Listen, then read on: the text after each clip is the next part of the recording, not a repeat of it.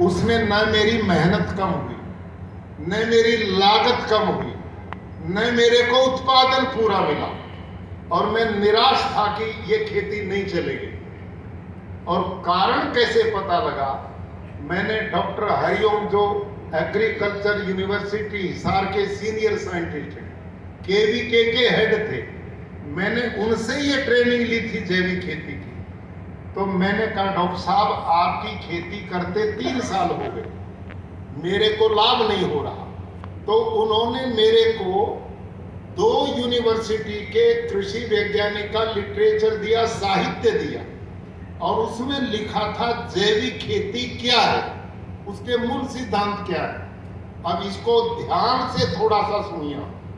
जो जैविक खेती है उसमें जो गांडुल प्रयोग होता है, जो उसमें केचुआ प्रयोग होता है, अर्थवर्म, वो भारत का है ही नहीं, वो बाहर से आयात किया जाता है। और किसान एक दूसरे से खरीदते, मैंने भी खरीद के लिया था। वो गांडुल केवल गोबर खाता, मिट्टी नहीं खाता, धरती में छेद नहीं करता, और एक टेम्परेचर बढ़ता तो मर जाता, घटता तो भी मर जाता, शरीर से हैवी मेटल छोड़ता है, वो खाद में मिलकर हमारे आहार में जाते हैं। एक बात। दूसरा, अब ध्यान से थोड़ा सुनिए। जैविक खेती में हम पक्के पिट बनाते हैं, गड्ढे बनाते हैं ईंट से, और उसमें गोबर की खाद डालते हैं, उसमें खेत का कोई पत्ते वत्ते वो भी डालते हैं, और उसमें उस केचुए को छोड़ते हैं जो बाहर से लाया हुआ है, वो उसको खाता है। 2-2.5 महीने में जाके वो उसको वर्मी कंपोस्ट में बदलता है, उसको छानते हैं, केचुआ ऊपर आ जाता, वर्मी कंपोस्ट नीचे आता, फिर उसे खेत में डालते हैं। ये सब कुछ मैंने अपने हाथ से किया और करवाया।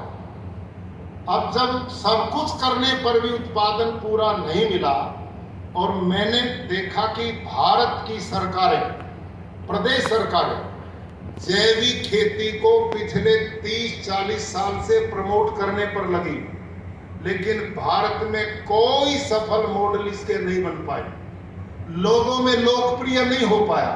और आप जितने किसान बैठे, आपने भी इसको नहीं अपनाया। क्यों? क्योंकि इसमें पैदावार पूरी आपको नहीं मिली। ये कारण रहा, मेरे को भी नहीं मिली। कारण जाना तो क्या पाया कि वो जो साहित्य मेरे को वैज्ञानिक ने दिया, उसमें लिखा था। अब ध्यान से सुना। और आप, भारत के लोगों का पेट भरने के लिए 2 अनाज सबसे ज्यादा उपयोग में आते हैं, एक गेहूं और एक चावल। हाँ या ना? ठीक है। और इन दोनों फसलों का प्रति एकड़ भरपूर पैदावार लेनी है तो 1 एकड़ में 60 किलो नाइट्रोजन डालना पड़ेगा। कितना? 60 किलो। बोलो भाई विद्यार्थियों मजबूत, 60 किलो। अब जैविक खेती के द्वारा 60 किलो नाइट्रोजन कैसे मिलेगा? उस साइंटिस्ट ने, दोनों यूनिवर्सिटीज ने लिखा, गोबर की 1 टन गोबर की खाद में 2 किलो नाइट्रोजन है। 1 टन गोबर की खाद में कितना? 2 केजी नाइट्रोजन है। और हमें कितना चाहिए? 60 किलो। इसका मतलब क्या हुआ? 1 एकड़ में 300 क्विंटल गोबर की खाद पड़ेगी तो 60 किलो नाइट्रोजन पूरा होगा, तो उत्पादन पूरा मिलेगा। और वो नहीं पड़ेगा तो नहीं होगा। अब आप सबसे मैं पूछता हूं, किसान भाइयों से, 300 क्विंटल गोबर की खाद के लिए कितना पशुधन चाहिए? 20-30 पशु चाहिए। किसान के पास एकड़ 1, पशु 30, वो पशु पालेगा या परिवार पालेगा? है या ना? बोलो, क्या ये संभव है?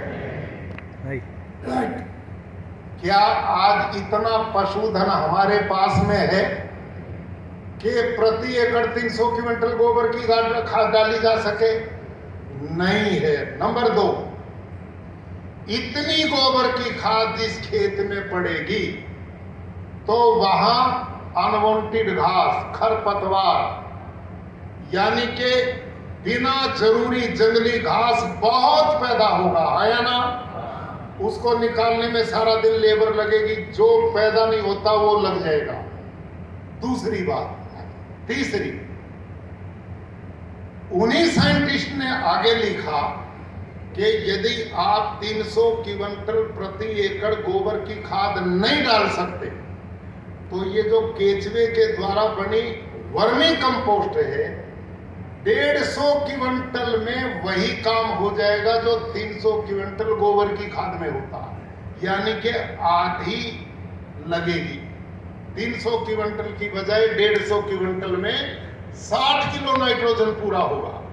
अब हम उनसे पूछते कि 150 क्विंटल में कौन सा कम लगती है? उसमें 30 पशु चाहिए थे, 150 क्विंटल में 15 पशु चाहिए। अब एकड़ 15 पशु किसान कैसे पालेगा? तो ये संभव नहीं है। अगली बात, इतना गोबर की खाद जिस खेत में पड़ेगी उसमें मीथेन जैसी गैसेज पैदा होंगी जो पर्यावरण को खराब करेगी। मीथेन इसमें जो पैदा होती है वो कार्बन डाइऑक्साइड से 22 गुना खतरनाक है ग्लोबल वार्मिंग लाने के लिए। इसका नाम है जैविक खेती, इसका नाम है ऑर्गेनिक फार्मिंग। इसका परिणाम ये लोकप्रिय नहीं हो पाई देश में। प्राकृतिक खेती क्या है? इसमें इनपुट्स बाहर से नहीं लाना पड़ता। जैविक खेती में इनपुट्स बाहर से भी लेना पड़ता है, रासायनिक खेती में भी लेना पड़ता है और लागत कम नहीं होती। प्राकृतिक खेती में केवल एक गाय की जरूरत है, उसका गोबर गोमूत्र, थोड़ा सा गुड़ चाहिए, थोड़ा दाल का बेसन चाहिए और 2 मुट्ठी मिट्टी चाहिए। ये जीवामृत, घन जीवामृत इसी से बनता है। गांव का पैसा गांव में, शहर का पैसा भी गांव में। ये पद्धति है प्राकृतिक खेती की। इसमें कोई लागत आपको बाहर से लेनी नहीं पड़ती। और काम कैसे होगा, खेती कैसे उपजाऊ बनेगी, वो अंतिम बात मैं बताकर समाप्ति की ओर आता हूं। अब रासायनिक खेती ने हमें बर्बाद कैसे किया उसका एक चित्र मैं आपको दिखाऊंगा। अभी 5 जून 2024 की घटना। ये जो रासायनिक खेती है ना किसान भाइयों, जिसमें यूरिया डीएपी आप छिड़कते हो, जब यूरिया डीएपी खेत में डालते हो तो इसमें नाइट्रोजन होता है और ये नाइट्रोजन जब ऑक्सीजन के संपर्क में आता है तो एक तीसरी गैस पैदा होती जिसका नाम है नाइट्रस ऑक्साइड। ये नाइट्रस ऑक्साइड कार्बन डाइऑक्साइड से 312 गुनी खतरनाक है जलवायु के लिए। दोबारा सुनो ध्यान से, जो गोबर से गैस मीथेन निकलती है वो तो कार्बन डाइऑक्साइड से 22 गुना खतरनाक है, लेकिन यूरिया डीएपी से जो नाइट्रोजन ऑक्सीजन में मिलती है उससे जो नाइट्रस ऑक्साइड बनती है वो 312 गुना ज्यादा खतरनाक है। अब आप सोचिए, इस देश और दुनिया में लाखों टन यूरिया धरती पर फैलाते हैं, इस ग्लोबल वार्मिंग में कितना बड़ा योगदान है। नीति आयोग की एक विशेषज्ञ ने मुझे बताया 24% ग्लोबल वार्मिंग के लिए आपकी ये रासायनिक खेती जिम्मेवार है। इसने पानी पीने का नहीं छोड़ा, ये बोतल लिए हम घूमते हैं। धरती में भूमिगत पानी नहीं छोड़ा क्योंकि वर्षा जल धरती पी ही नहीं रही। धरती पत्थर बन गई, बंजर बन गई। इसका प्रमाण अभी 5 जून को हमने एक नया गुरुकुल कुरुक्षेत्र में बनाया। उसका ग्राउंड छोटा पड़ गया, बच्चे ज्यादा आ गए। मैंने अपने मैनेजमेंट को कहा कि बराबर में किसान से भाड़े पर एग्रीमेंट करो, 10 साल का जमीन बच्चों के ग्राउंड के लिए लो। हम उसमें पाइप गाड़ करके और बच्चों के लिए फेंसिंग करना चाहते थे ड्रिल मशीन से। उसको चलाना भाई मेरी वीडियो को देखो ध्यान से किसान भाइयों, आपकी बंजर जमीन कैसे बनी देखिए आप। 5 जून 2024 की एक घटना है कि गुरुकुल ज्योतिसर जिला कुरुक्षेत्र में छात्रों की संख्या बढ़ने के कारण हमने अपने पड़ोसी ऐसे एक किसान से 5 एकड़ जमीन लीज पर ली जिसमें छात्रों के लिए ग्राउंड बनाया जा सके। उसकी फेंसिंग के लिए प्रबंधक समिति ने निर्णय लिया ये देखिए कि उसमें ड्रिल मशीन के द्वारा जमीन में होल करके पाइप लगाकर उसमें तार फेंसिंग की जाए ताकि बच्चे अंदर सुरक्षित रह सकें। तो उसमें ड्रिल मशीन से जब हम छिद्र करने लगे तो जोर लगा करके भी 63 सीसी का इंजन उस भूमि में 2 इंच से ज्यादा छिद्र नहीं कर पाए। ये देखिए आप। और अब ये दूसरी जगह जब होल किया वहां पर भी मशीन फेल हो गई, फंस गई। लेकिन फिर हमने विचार किया कि ये जमीन इतनी कठोर क्यों है। क्या गुरुकुल कुरुक्षेत्र की जिस जमीन में हम प्राकृतिक खेती करते हैं क्या वो भी जमीन इतनी कठोर है। तो हम ड्रिल मशीन को गुरुकुल कुरुक्षेत्र के खेतों में लेकर के गए। तो वहां पर जब ड्रिल की गई तो कुल 30 सेकंड में 2.5 फीट गहराई तक ड्रिल मशीन ने छिद्र बना दिया। वो आप इन चित्रों से भी देख सकते हैं मेरे प्यारे किसान भाई और बहनों। ये देखिए आप। ये सब कुछ अंतर किस बात का है कि हमने देखा कि जिस किसान से हमने ग्राउंड के लिए जमीन लीज पर ली है उसमें किसान पिछले 40-45 वर्षों से केवल रासायनिक खेती करता है जिसका परिणाम यूरिया, डीएपी, जंतुनाशक, पेस्टिसाइड, इंसेक्टिसाइड ने सभी केचुए, अर्थवर्म मार दिए, सूक्ष्म जीवाणु खत्म कर दिए, धरती पत्थर बन गई, बंजर बन गई। इसका परिणाम है कि इस समय भारत की धरती पानी नहीं पी रही। वर्षा जल जब बरसता है तो ऊपर वाली 6 इंच मिट्टी को बहा करके ले जाता, बाढ़ आ जाती है और भूमिगत जल को हम ट्यूबवेलों के द्वारा, पंप्स के द्वारा खींच करके निकाल रहे हैं और वर्षा जल धरती माता पी नहीं रही है। इस कारण भूमिगत जल घटता जा रहा है, जमीन बंजर होती जा रही, पत्थर होती जा रही। जबकि गुरुकुल कुरुक्षेत्र की खेती फार्म में बंद कर दे छोटू। किसान भाइयों देखा आपने, ये इसी 5 जून की घटना है। आप सब जितने रासायनिक खेती वाले किसान बैठे हैं सबकी धरती का ये हाल हो चुका है, यही स्थिति बन चुकी है। यूरिया में 45% तो नमक होता है और वो नमक धरती के सारे स्रोत को बंद करके पत्थर बना देता है। बारिश का पानी अब धरती मां नहीं ले रही, इसलिए भूमिगत खत्म हो रहा है।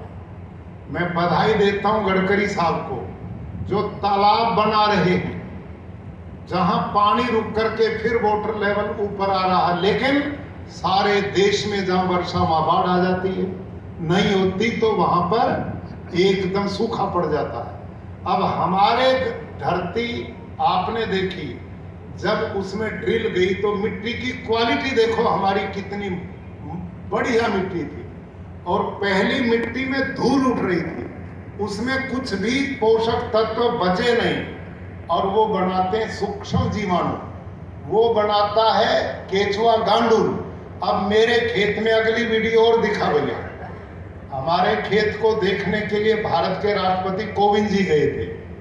उनसे पहले पिछले वर्ष भयंकर वर्षा भाइयों, ये और देखिए आप भी। आज मैं गुरुकुल कुरुक्षेत्र के प्राकृतिक कृषि फार्म पर पहुंचा।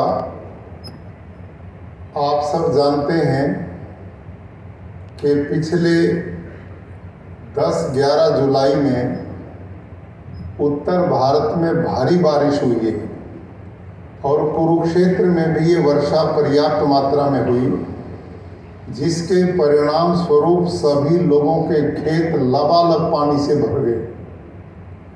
ऐसी स्थिति में गुरुकुल कुरुक्षेत्र के प्राकृतिक खेती के अंदर जो केचुआ है, अर्थवर्म है, ये देखो आप, वो एकदम धरती से बाहर निकला और जो रास्ते हमने चलने के लिए खेतों के बीच में बनाए हैं, उनके बीच में आप देख सकते हैं कितनी बड़ी संख्या में केचुए रेंग रहे हैं, चल रहे हैं।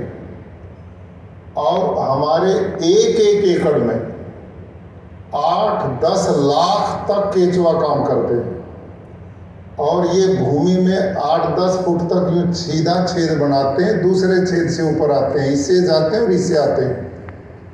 इसका परिणाम क्या है कि धरती के अंदर जितना भी ये पानी वर्षा का ये है, पानी पी रही धरती, उन देखो। छिद्रों के द्वारा ये धरती माँ के पेट में जा रहा है।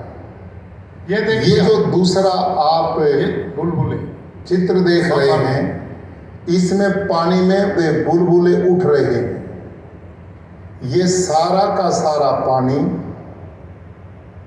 केचुओं के द्वारा बनाए गए खेतों में छिद्रों में प्रवेश कर रहा है और पड़ोसी खेतों में पानी भरा खड़ा है, उससे फसलें बर्बाद हो रही हैं। लेकिन हमारे खेत का जितना भी पानी था वो केचुए द्वारा बनाए गए छिद्रों के द्वारा सारा धरती माँ के पेट में चला गया। यह है नेचुरल वाटर हार्वेस्टिंग सिस्टम। बंद कर दे भैया इसको। इसके लिए किसान भाइयों, ये प्रैक्टिकल है।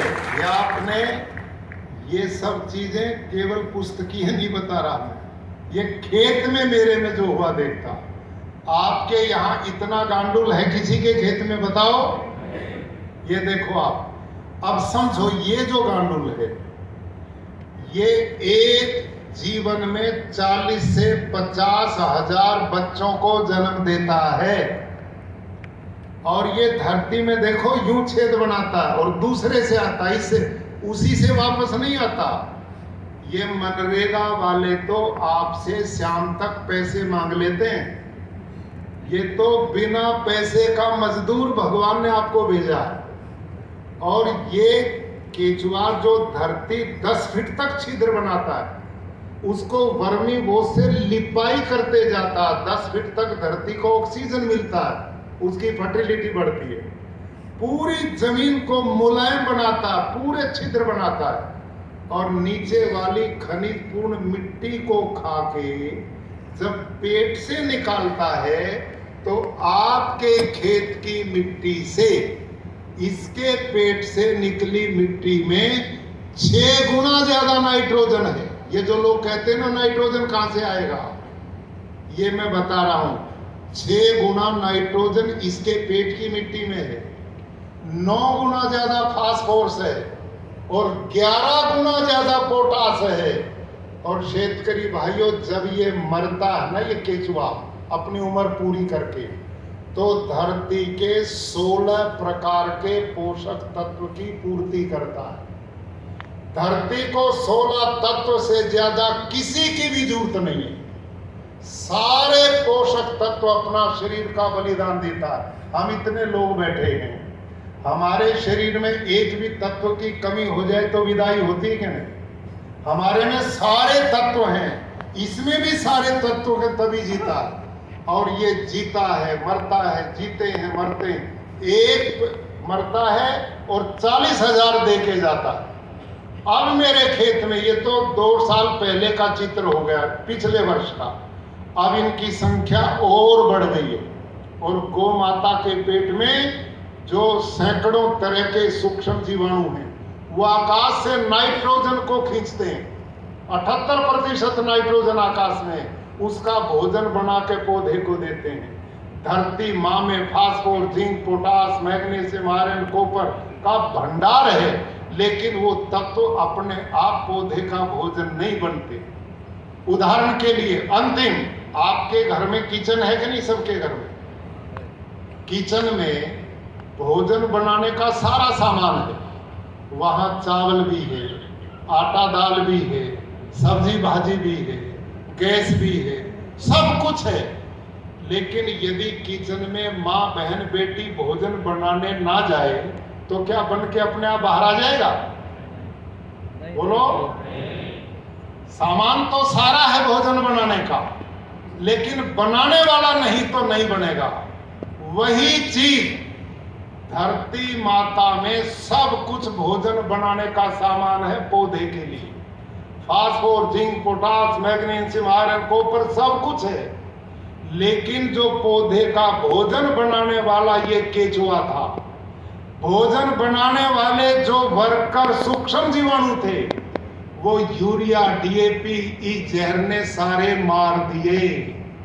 जब भोजन बनाने वाला नहीं छोड़ा तो पौधे को भोजन कहां से मिलेगा? आप ये काम कर रहे हैं, ये काम हमने किया। ये बहुत बड़ी रासायनिक खेती षड्यंत्र है। अभी मेरे को मान्य गडकरी साहब बता रहे थे, लगभग 1,60,70,000 करोड़ रुपए का केवल यूरिया डीएपी पे सब्सिडी जो विदेशों से आता है, और फिर उसे किसान खरीदता है, फिर उसे हम धरती में डालते हैं, धरती को बंजर और मां को जहरीला बनाते हैं, और वो सब जहर भोजन फल के द्वारा हमारे शरीर में जाता है। फिर हम बीमार होकर अस्पताल में जाते हैं, फिर वहां डॉक्टरों का चक्रव्यूह चलता है। पहले यहां लुटाई, फिर वहां बर्बादी। कैसे बचोगे? इसका एक ही तरीका है। आप समय इतना नहीं कि मैं एक एक चीज की व्याख्या कर पाऊं। मोटी मोटी मैंने जानकारी आपके बीच में दी है। प्राकृतिक खेती में उत्पादन कम नहीं होगा। आपकी धरती पहले ही साल उपजाऊ बननी शुरू हो जाएगी। मेरी वही धरती जिसका ऑर्गेनिक कार्बन 0.234 था, आज मेरी उसी धरती का ऑर्गेनिक कार्बन 1.7 है। 1.7। आज मेरी धरती जंगल की भूमि की तरह उपजाऊ बन गई। आप सबकी धरती दोबारा उपजाऊ बन जाएगी। आने वाली पीढ़ियां आपको नमन करेंगी, और नहीं तो रोएंगी और हमें कहेंगी हमारे बड़े लोग बंजर जमीन दे करके गए, धरती में पानी छोड़ के नहीं गए, सूंघ लेने के लिए हवा दूषित करके गए, गौ माता धक्के खा रही मर रही है, और सब बीमार करके अस्पताल में भेज दिए। देश का धन बर्बाद हो रहा है। इन सब का निदान केवल प्राकृतिक खेती है। मैं बधाई देता हूं गडकरी साहब को, ये कितना चिंतन करते हैं। खेती तो खेती, पशुधन आपके लिए यहां मदर डेयरी को उन्होंने बुलाया। आप सबके किसानों से मेरा आग्रह, मैंने अपने यहां 10 किलो की क्रॉस ब्रीड गाय से नस्ल बनाते बनाते बनाते इस समय मेरे पास 56 लीटर पर डे की गाय, 56 लीटर दूध की एक गाय। लेकिन अब मुझे पता लगा पिछले 5-7 साल पहले कि इनका दूध इतना अच्छा नहीं है, ये स्वास्थ्य के लिए उत्तम नहीं है, A2 दूध अच्छा नहीं है। अब मैंने 150 ब्रीड की देसी गाय पाली, साहिवाल, थारपार, कराठी, गिर, हरियाणवी, लाल। अब इंडियन ब्रीड गाय एक भी मेरे पास 12 लीटर से नीचे की नहीं है, और 22 लीटर पर डे दूध देने वाली गाय मैंने अपने हाथ से पैदा की। और आने वाले दिनों में मैं भारतीय नस्लों को ही 25 लीटर तक ले जाने की तैयारी में। अब ऐसी गाय होगी और खेती प्राकृतिक होगी तो आपके लिए सीधा मोक्ष के रास्ते खुले मिलेंगे। यहां भी लोगों को जीवन दोगे और भगवान आपके शुभ कर्मों से मुक्ति की ओर ले जाएगा। अब आप क्या कर रहे हैं? धरती को बंजर, पानी को दूषित, हवा को बर्बाद, लोगों को बीमार, कैंसर दे रहे। इससे बताओ मुक्ति मिलेगी या नरक मिलेगा? इसको छोड़ना चाहिए कि नहीं? अब ईमानदारी से बताओ, मैं इतनी दूर से गडकरी साहब ने बुलाया, मैं तो बच्चे पढ़ाने वाला मास्टर जी हूँ, गुरु जी, तो मेरे को दान दक्षिणा दोगे या यूं ही भेज दोगे? नहीं, दक्षिणा देंगे। क्यों साहब? तो मेरी दान दक्षिणा है गडकरी जी ने जो अभियान चलाया आपको बचाने का, प्राकृतिक खेती अपनाओ, देसी गौ माता का पालन करो, यही गाय आपके बच्चों को स्वस्थ निरोग बनाएगी, दूध पिलाएगी, और उसी का गोबर गोमूत्र खनिज का भंडार है। आपके यहाँ बागवानी होती संतरे के, एक नीमाटोड बीमारी आती है कि नहीं? उसमें आती है। अभी गडकरी साहब हमारी एग्रीकल्चर यूनिवर्सिटी है, वो कतई मेरे विरोध में बैठी थी, ये मारेगा लोगों को भूखा, मैं पीछे पड़ गया, मैंने उन पर रिसर्च करवाए, ये डॉक्टर साहब मेरे बीच में बैठे। आनंद एग्रीकल्चर यूनिवर्सिटी ने अभी 1 महीना पहले पूरी सफलतापूर्वक रिपोर्ट मेरे को दी, नीमाटोड बीमारी का कोई इलाज दुनिया में नहीं, और केवल इलाज गौमूत्र में पा गया, मिल चुका, और उन्होंने सिद्ध कर दिया। देसी गाय का गोबर गौमूत्र यानी कि जीवामृत, घन जीवामृत जहां प्रयोग होगा वहां पौधा सूख ही नहीं सकता। मैंने अपने खेत के बागों में प्रयोग किया, अनेक बीमारियों पर किया, जहां गौमूत्र है वहां खेत में बीमारी ढूंढी नहीं मिलेगी, उसकी पद्धतियां इस पुस्तक में मैंने दी।